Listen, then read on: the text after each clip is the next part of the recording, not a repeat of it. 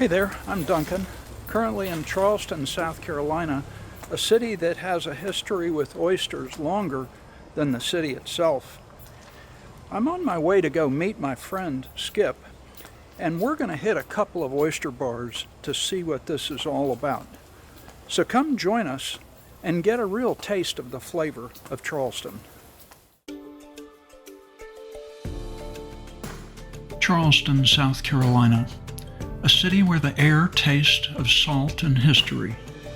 Cobblestone streets whisper tales of pirates, plantations, and the Lowcountry's lifeblood, oysters. I'm here with my buddy Skip, two hungry souls on a mission, an oyster bar crawl through this southern gem. We're chasing the briny bite of the perfect oyster, the kind that tastes like the ocean's heartbeat. But in a town this old, every shell holds a story. Let's crack 'em open and see what we find.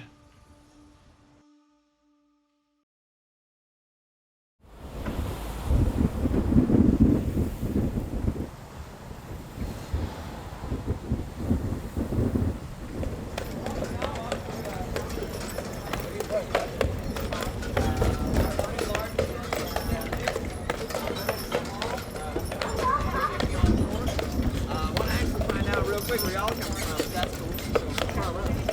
Michigan, all right. National Highway. Yeah, Lord.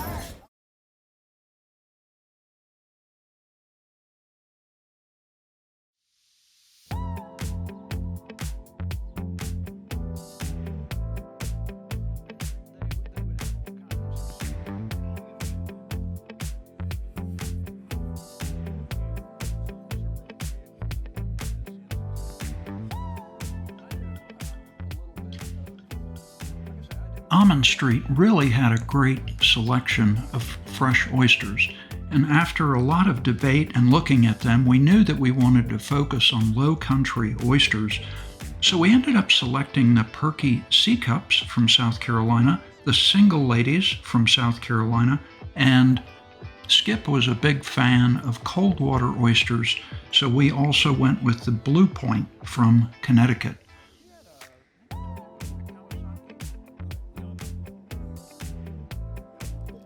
So Skip and I also wanted to come up with a rating for these oysters, and after a long discussion, we decided on two factors, size and salinity, as being the two most important things for us. So we're going to give each of these oysters a rating from 1 to 10 at the end of the day.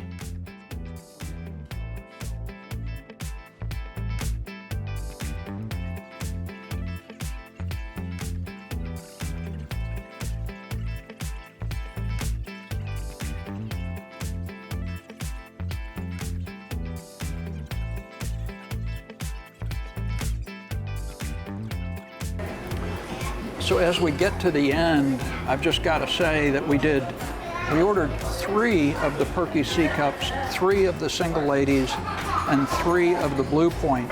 But the gentleman that was shucking the oysters back there, I guess he felt sorry for it and ended up giving us a half a dozen of the Perky Sea Cups and a half a dozen of the Single Ladies. So we ended up here with, gosh, a dozen, 15? We ended up with 15 oysters, and they were really good.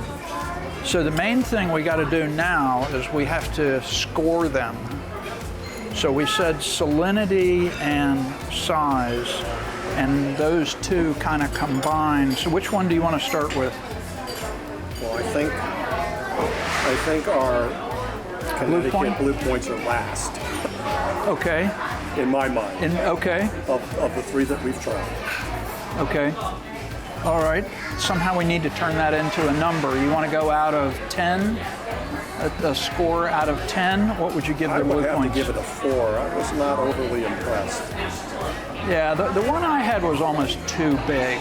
So, yeah. Okay, we'll rank the Blue Points 4, and we're going to have to kind of remember this so that we're consistent. Since you went first on that, I would probably say the Perky Sea Cups. I like the salinity of those better than the single ladies. So I would rate those a little bit higher than these. So I agree with you, absolutely. okay. So what do you think on the, let's go with the Perky C cups. How, turn that into a score. I'd have to give that an 8. Okay. Some of them were a little smallish, especially some of these over here were a little small as well, but okay, I can go with that. I can go with an 8. And then on the single ladies over on this side, I'd probably say a 6 or a 6. 7. No, probably a 6. let's go with the 6. All right. So that's the score so far. So we've got the Perky C cups as the winner at an 8 out of 10. Single ladies is a 6, and the blue points are a 4. This was paired with the Holy City Pilsner. I thought that was pretty good. Yes, it was. Pretty good pairing with the Pilsner. Okay, so Oyster Bar number 1 down. This is Almond Street.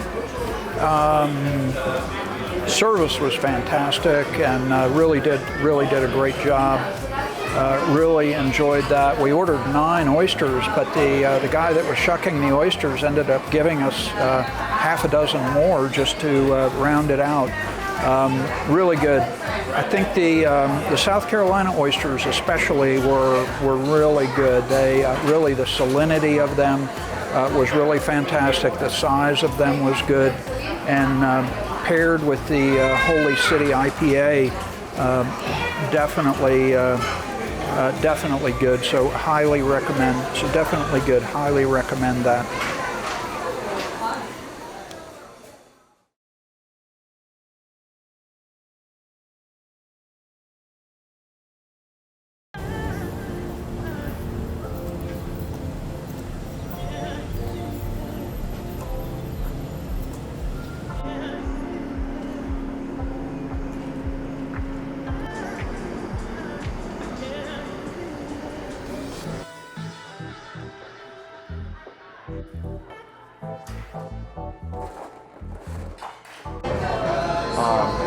Middle brine, so you got medium brine and then a little butteriness in the back end.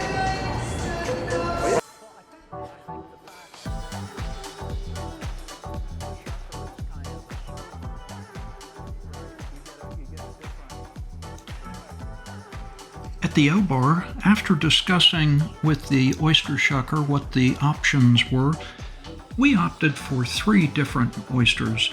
The Steamboat oysters from South Carolina, the Beau Soleil from PEI, and the Soundside oysters from North Carolina.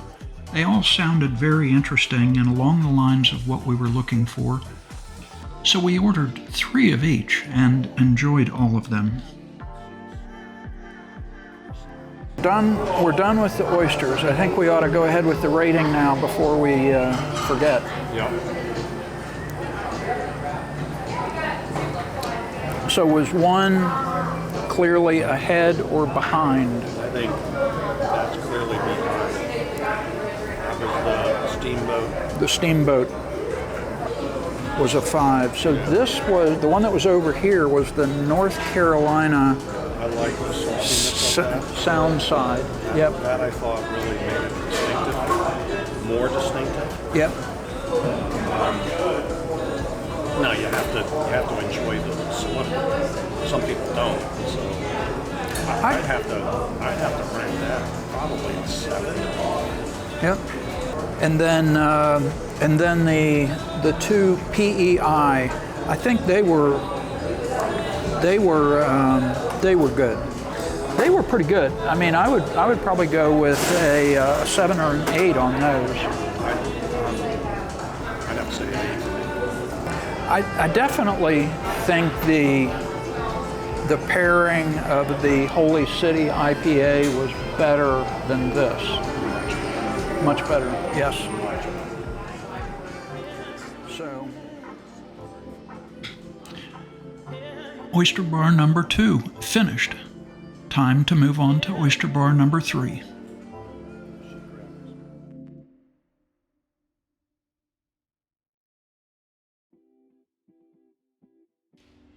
Fleet Landing is located near the intersection of Concord and Cumberland Streets.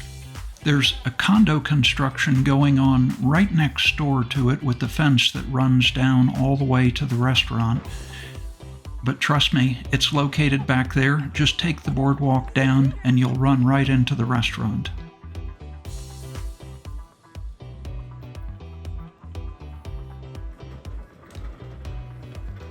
I also wanted to get a table someplace that I could shoot some film, so we opted for a table in the back of the restaurant looking out over the water. But we came back to the Oyster Bar later, so stay tuned for that. That was the best part of the whole visit.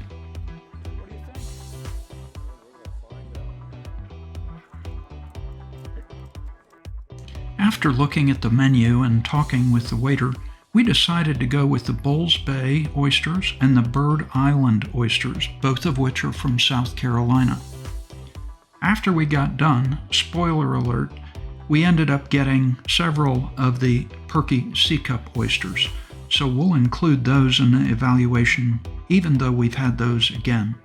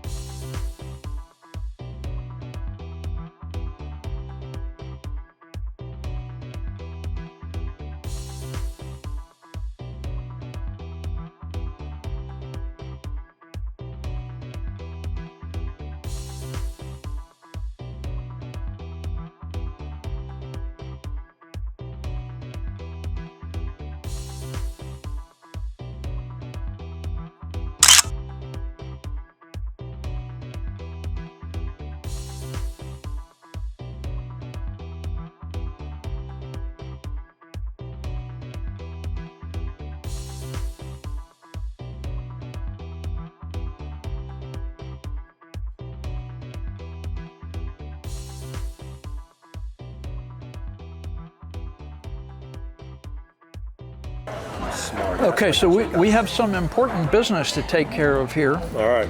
So we have to rate the Bulls Bay and Birds Island. Look at that. Kind of the same setup as before.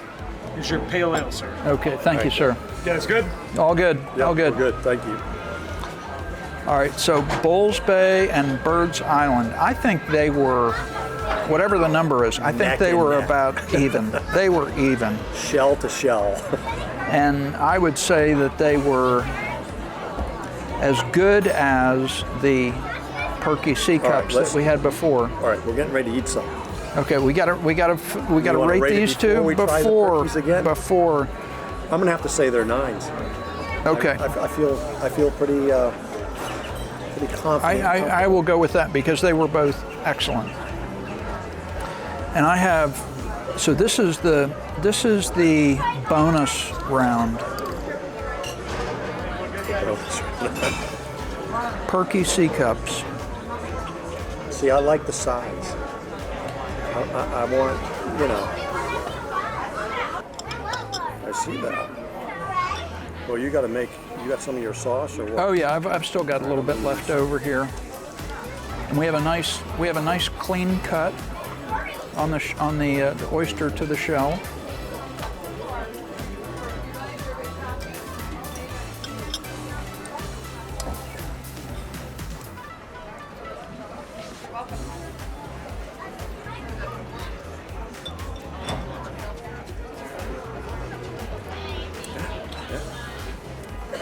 Those are good.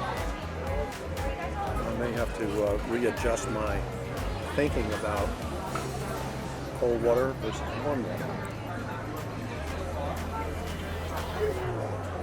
So I guess the real challenge would be is if you're getting South Carolina oysters in July and August when the water temperature here is whatever normal. That,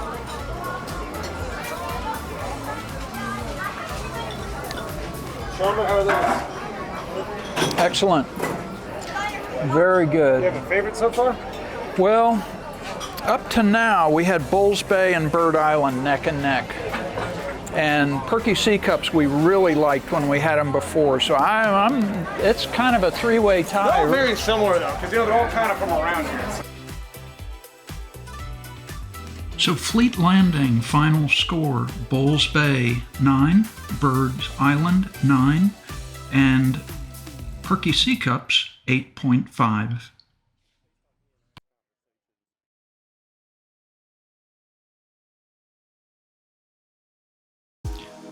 While we were at Fleet Landing, several times our waiter referred to the head oyster shucker, a guy by the name of Lucas. So, as we wrapped up the day and were walking out, we decided to spend some time with Lucas. And I must say, he's a consummate oyster professional. You can tell that he really loves his work in educating people about the different styles and varieties and flavors of oysters. We asked about two of the oysters that we had, the Birds Island and the Bulls Bay, and he took us over to a map and actually showed us where they were located and the geographical differences. He also intently explained the influence of the location of the oyster bed relative to tidal changes and whether the oysters remain submerged or have a period of time that they're exposed to air during the tidal cycle, and how this influences the growth of either the single or cluster oysters. All I can say is, wow, the amount of knowledge that he had was really fantastic.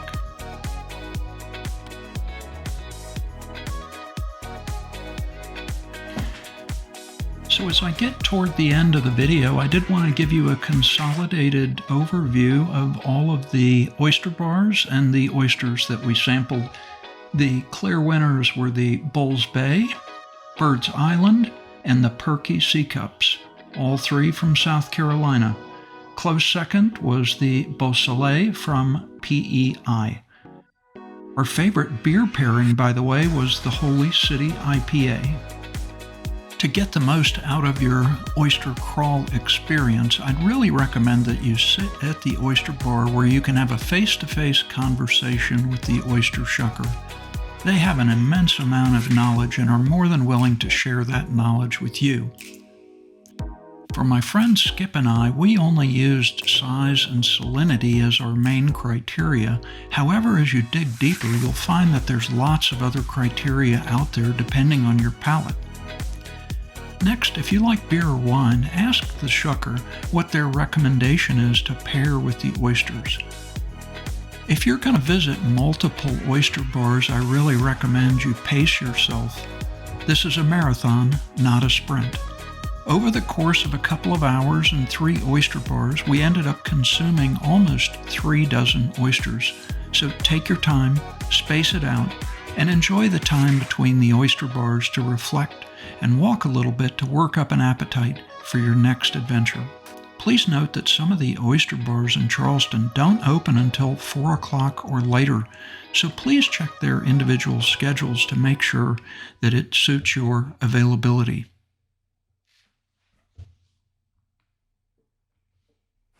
Three bars and a belly full of oysters. The best of Charleston's oysters aren't just a meal, they're a map. They chart the tides and the hands that harvest them, the history that shapes the city's bones.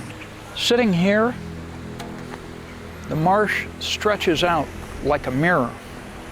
Skip and I came here for the oysters, but we found something bigger, the soul of a place that doesn't let go. So come to Charleston, find your own crawl, find your own story. So if you've got a favorite oyster spot, drop it in the comments below. I'm always hungry. Check my other videos for for more adventures. Until next time, keep tasting the world, one oyster at a time.